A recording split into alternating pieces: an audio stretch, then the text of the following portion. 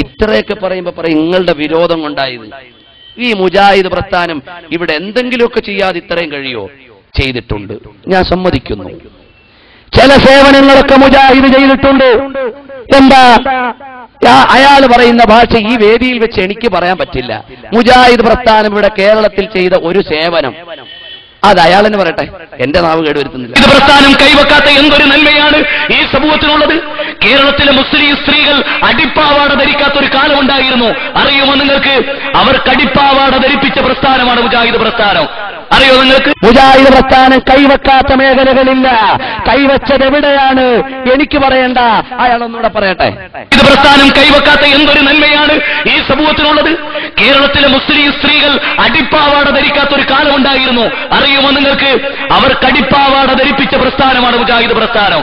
അറിയോ നിങ്ങൾക്ക്? മുജാഹിദ് സെന്ററിൽ വാങ്ങിവെക്കേണ്ട സാധനം എന്തൊക്കെയാണ്? ഖുർആൻ സുന്നത്തുമല്ല, ഇമാമുകളുടെ കിതാബല്ല. ഈ പറയപ്പെടുന്ന സാധനങ്ങൾ വെച്ച് കച്ചവടം നടത്തിക്കോളൂ, ഞങ്ങൾക്ക് പ്രശ്നമില്ല.